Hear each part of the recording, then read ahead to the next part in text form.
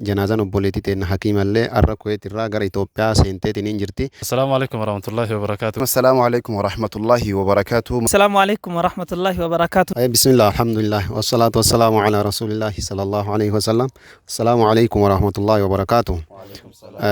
Akkuma beekamu obboleeyyan keenya gamtaa addiin naasihaa irraa bakka bu'aniitiin reefka obboleettii teennaa galchuudhaaf hedduu lafaa turanii alhamdulillah janaazaan obboleettii teennaa Hakiimallee har'a Kuweet irraa gara Itoophiyaa seenteetiin hin jirti. Yoo rabbi jedhe inshaallah qabriin isillee har'a tahaa itti salaannee kan awwaalu ta'a achi booda immoo gabaasa jiru kan raawwannu taha akkasuma inshaallah kaza Daarussalaam irraa akkasuma markaza Rahmaa irraa akkasuma markaza Ikhlaas irraa waliigalatti gamtaa addiin naasihaa irraa bakka bu'anii bulchiinsa magaalaa Abboomsaa nu wajjin argamaniitiin hin jiran inshaallah. Anis immoo akka fajrul islaamitti isaa wajjin argameetiin hin jira inshaallah.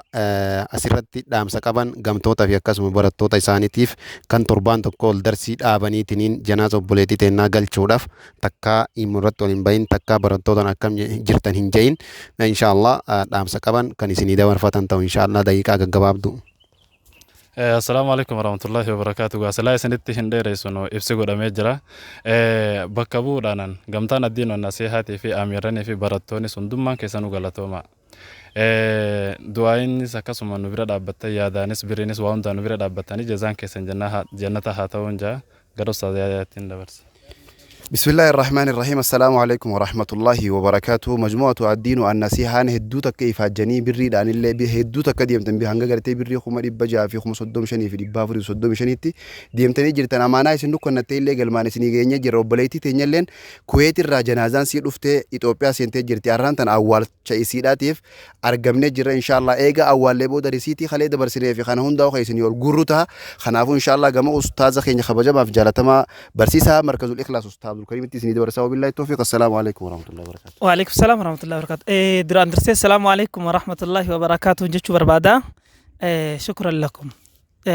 أستاذ ون قمتا الدين النسيا نبون ستن ما تعال نقبدن براتوني أكوابيكم أستاذن دبتمنا نسيلين كيست دبتمتني جرتني خانا ما وجي والقبته والروتن أمو أبوليتي تنياف لمهمتني جيا أدداتين goddanyoota illee itti afeertanii hirmaannaa bareedduu kan nuuf taasistan mataa ol nu qabdan galatooma ulfaadhaa isin jechuu barbaada.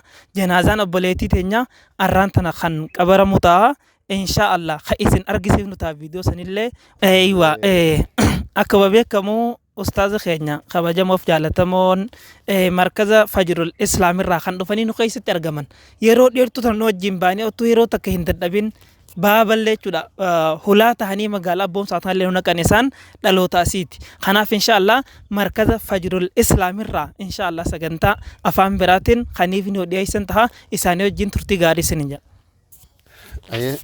Galatooma jecha inshaallah ustaazan keenya illee carraa naa kennuuf galatoomaa isiniin jenna akkasuma irra deebinee gamtalleen hedduu takka galatoomaa jecha warri waan kana keessatti laffaatan jabaadhaa isiniin jenna inshaallah zaaree የእህታችን ጀናዛ ኢንሻአላህ ወደ ሀገር የመጣ ነው ኢንሻአላህ ከቀብሪ በኋላ እኛም ሁሉን እንመልሳለን ኢንሻአላህ በአላህ ፍቃድ ወደ ደርስ እንመልሳለን ሁላችሁም ዱዓ አድርጉ ኢንሻአላህ ለማንኛውም ወላሂ ያ ጀማዓ መርከዝ ውስጥ ከሆናችሁ ከሞታችሁም በኋላ ክብር አላችሁ ማለት ነው ኢንሻአላህ።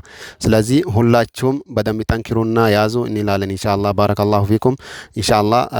ያው ዛሬ አሁን ከኩዌት ወደ ኢትዮጵያ መጥተዋል።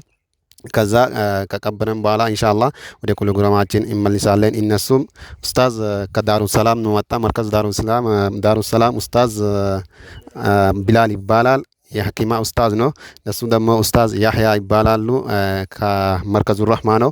እነሱ ደግሞ ኡስታዝ አብዱል ከሪም ይባላሉ ከመርከዙል ኢኽላስ ነው መጡ ኢንሻአላህ። አሁን እኛ አርሲ ውስጥ ነው የሚገኙ ኢንሻአላህ። ባረከላሁ ፊኩም በርቱ ዱዓ አድርጉን እናንተ እንላለን ኢንሻአላህ። ሰላም አለይኩም ወራህመቱላሂ ወበረካቱ።